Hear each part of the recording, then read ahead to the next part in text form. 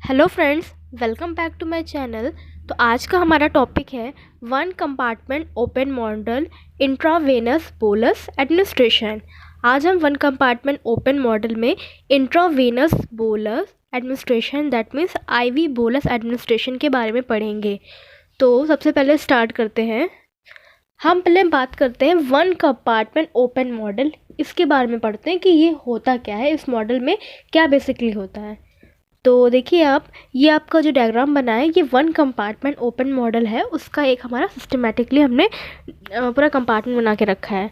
देखिए इसमें क्या है, देखिए ड्रग थी, देन यहाँ पे हम दिखा रहे हैं के ए मतलब एब्जॉर्प्शन का हम क्या बोलते हैं रेट बता रहे हैं। एब्जॉर्प्शन का जो भी काइनेटिक्स का है इनपुट हो रहा है, मतलब यहाँ पे एब्जॉर्प्शन होगा। देन हमारा कंपार्टमेंट है, इसमें ब्लड या अदर ब्लड टिश्यूज़ हैं, ये कंपार्टमेंट आपका है। देन आउटपुट हमारा के ई, देखिए आउटपुट में एलिमिनेशन हो रहा है, इसमें मेटाबॉलिज्म एक्सक्रीशन। नाम ही है वन कंपार्टमेंट ओपन मॉडल, तो एक ही कंपार्टमेंट है, खाली बीच का एक कंपार्टमेंट है। इधर से हम के ए दिखा रहे हैं मतलब एब्जॉर्प्शन दिखा रहे हैं, इधर से एलिमिनेशन दिखा रहे हैं। तो सिंपल कंपार्टमेंट ओपन है, मतलब कोई भी बंद नहीं है, खाली ओपनली दिखा दिया, सिंपल एग्जाम है। अब ये जो वन कंपार्टमेंट ओपन मॉडल होता है, इसके कुछ अजम्पशंस होते हैं, मतलब एजम्पशन मतलब हम मानते हैं, एज्यूम करते हैं। तो कौन कौन से एजम्पशंस होते हैं, उसके कुछ पॉइंट दिए गए हैं, इसको आप अच्छे से सुनिएगा क्या क्या पॉइंट्स होते हैं। ये इसी एजम्पशन पे ही हमारा वन कंपार्टमेंट ओपन मॉडल जो होता है वो बेस्ड अप होता है। तो पहला एजम्पशन सुन लीजिए।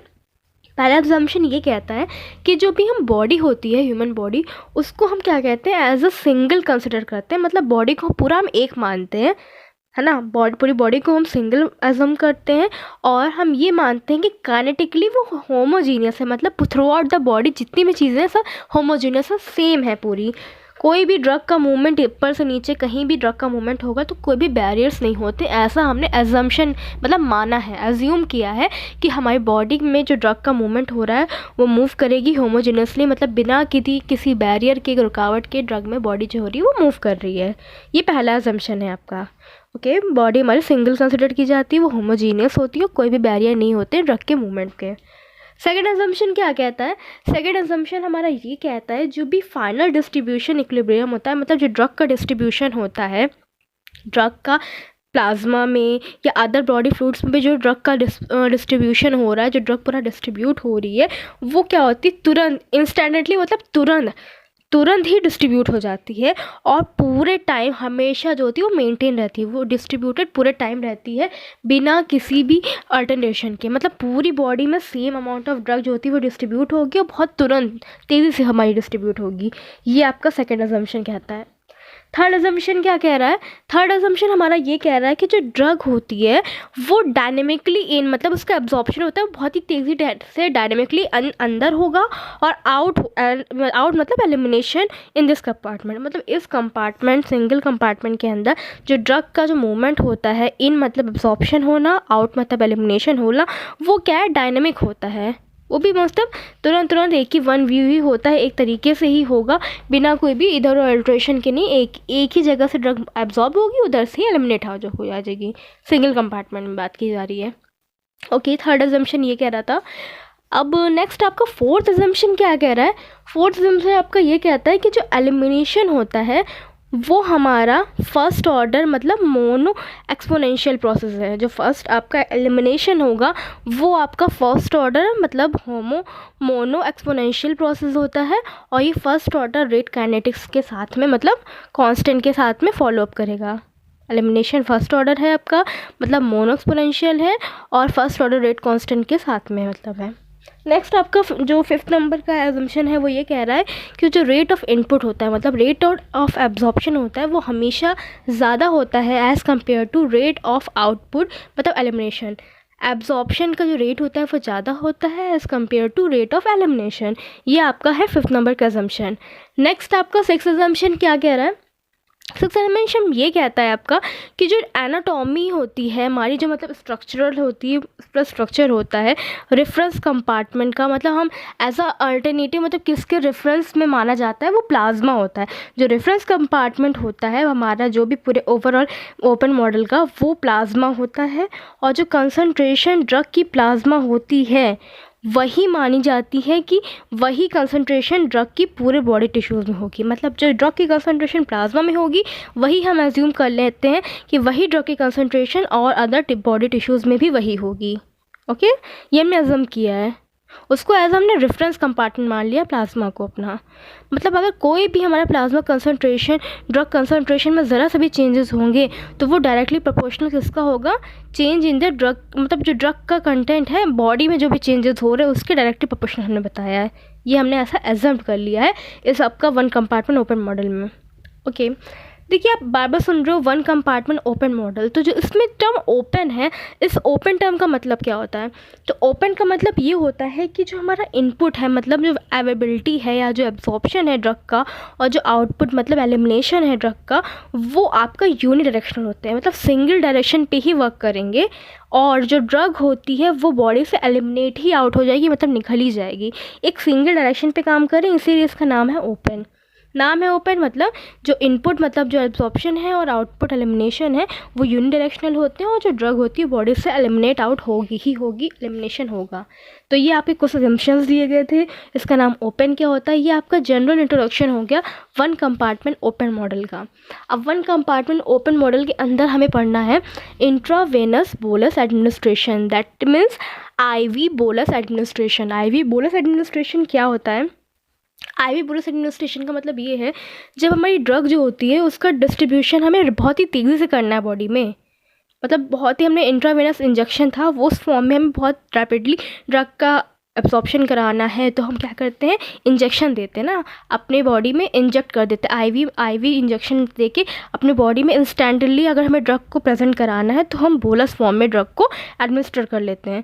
इससे क्या होगा कि हमारा 1 या 2-3 मिनट में क्या होता है, बॉडी में जो ड्रग होती है वो कम्प्लीटली पूरा सर्कुलेशन में पहुँच जाएगी, डायरेक्टली ब्लड में पहुँच रही है। आप देखो IV इंजेक्शन लगाते हो तो क्या होता है, जो ड्रग होती है डायरेक्टली हमारा ब्लड स्ट्रीम में पहुँचती है, 1 या 2 मिनट में बॉडी में पहुँच जाती है हमारी सर्कुलेशन में। इसीलिए इस टाइम पे क्या होता है कि आपका देखिए सिस्टमेटिक सर्कुलेशन में तुरंत ड्रग पहुंच गई। इस टाइम पे हम ये देखते हैं कि जो रेट ऑफ एब्जॉर्प्शन होता है वो तो होगा ही नहीं, क्योंकि एब्जॉर्प्शन तो हुआ ही नहीं ड्रग का, ड्रग तो डायरेक्टली बॉडी में हमारा पहुंच गई, मतलब ब्लड में पहुंच गई। तो एब्जॉर्प्शन का जो रेट होता है उसको हम नेगलेक्ट कर देते हैं, उसे मतलब रेट ऑफ एब्जॉर्प्शन को नेगलेक्ट किया जाएगा कोई भी कैलकुलेशन में, इसमें रेट ऑफ एब्जॉर्प्शन होगा ही नहीं। तो ये जो मॉडल होता है इंट्रावेनस बोलस एडमिनिस्ट्रेशन, उसको हम कैसे दिखा सकते हैं, आप ये देख लो। इसमें देखिए हम क्या दिखा रहे हैं, ब्लड एंड अदर टिश्यूज़ दिखाए, और देखिए हमने इसमें एब्जॉर्प्शन का रेट नहीं दिखा रहे हैं, KA नहीं दिखा रहे हैं, क्योंकि हमने बताया था ना कि कैलकुलेशन में हम KA को वो कर देंगे, निगलेक्ट कर देंगे। तो खाली हम KE मतलब एलिमिनेशन का कांस्टेंट दिखा रहे हैं, और ये आपका वन कंपार्टमेंट दिखा दिया हमने। सिंगल कंपार्टमेंट था तो एक कंपार्टमेंट दिखाया, और इधर एब्जॉर्प्शन है नहीं तो खाली KE मतलब एलिमिनेशन का जो कांस्टेंट है वही हमने दिखाया। ये आपका मॉडल है इंट्रावेनस बोलस एडमिनिस्ट्रेशन का। अब देखो जो रेट होगा ड्रग का उसको हम किस फॉर्म में देते हैं, रेट हमेशा आप जानते हो तो dx/dt, dx/dt आपका इक्वल टू क्या होगा, रेट इन मतलब जो अवेलेबिलिटी है एब्जॉर्प्शन है, माइनस रेट आउट मतलब जो एलिमिनेशन है। अब रेट इन तो आपका है नहीं, मतलब एब्जॉर्प्शन तो है नहीं, एब्सेंट है, तो वहाँ पे हम 0 कर देंगे, तो क्या बचेगा, dx/dt equal to minus rate out, है ना, माइनस रेट आउट। तो जो आपका जो भी हमने हमने आपको ये बात पहले बता चुके हैं, हमने अभी कंजम्पशन में भी पढ़ी थी कि जो आपका फर्स्ट ये जो रेट आउट मतलब जो एलिमिनेशन का जो भी रेट होता है वो फर्स्ट ऑर्डर काइनेटिक को फॉलो करता है ना। तो देखिए जो फर्स्ट ऑर्डर काइनेटिक के अकॉर्डिंग हमारा क्या होगा, dx/dt equal to minus KEX, जो रेट होगा आपका वो क्या होगा, KEX हो जाएगा। ओके, तो KE हमारा क्या है, एलिमिनेशन रेट कॉन्स्टेंट है, एक्स यहाँ पे क्या है, अमाउंट ऑफ ड्रग है बॉडी में एट एनी टाइम T जिसको एलिमिनेट होना बाकी है। एक्स हमारा क्या है, कितना अमाउंट ऑफ ड्रग बॉडी में है T टाइम पे जिसको अभी एलिमिनेट होना बाकी है। नेगेटिव जो साइन है इसका मतलब अगर पूछा जाए आपको कि जो नेगेटिव लगा है, इसका नेगेटिव का ये मतलब है कि जो ड्रग है वो बॉडी से लॉस हो रही है, एलिमिनेट हो रही है ना, तो मतलब लॉस हो रही है, इसीलिए यहाँ पे नेगेटिव साइन का इंडिकेशन दिया गया है। ये आपका IV बोलस का हमने जनरल बताया। अब हम जो IV बोलस होते हैं इसमें क्या करते हैं, एस्टिमेशन करते हैं हम फार्माकोकाइनेटिक पैरामीटर्स का। IV बोलस एडमिनिस्ट्रेशन के थ्रू हम क्या करते हैं, कुछ हमारे फार्माकोकाइनेटिक पैरामीटर्स होते हैं उनका एस्टिमेशन मतलब निकालते हैं उनको। तो बेसिकली हम 3 टाइप के हमारे जो भी फार्माकोकाइनेटिक पैरामीटर्स निकाले जाते हैं, पहला आपका एलिमिनेशन रेट कांस्टेंट है, दूसरा आपका एलिमिनेशन हाफ लाइफ होता है, और थर्ड आपका है क्लियरेंस। ये तीन हम पैरामीटर्स जो होते हैं वो अपना आईवी बोलस एडमिनिस्ट्रेशन की जो भी इक्वेशंस आती हैं उनके थ्रू निकालते हैं। तो सबसे पहले बात कर लेते हैं एलिमिनेशन रेट कांस्टेंट।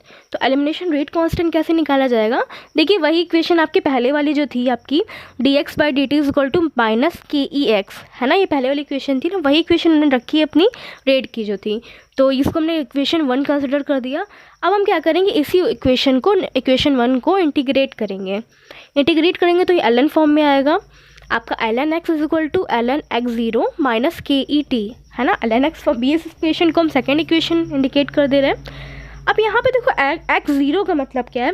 x0 आपका ये है कि जो amount of drug time t पे कितना अमाउंट ऑफ ड्रग था, है ना, वो आपका क्या है, x0 है।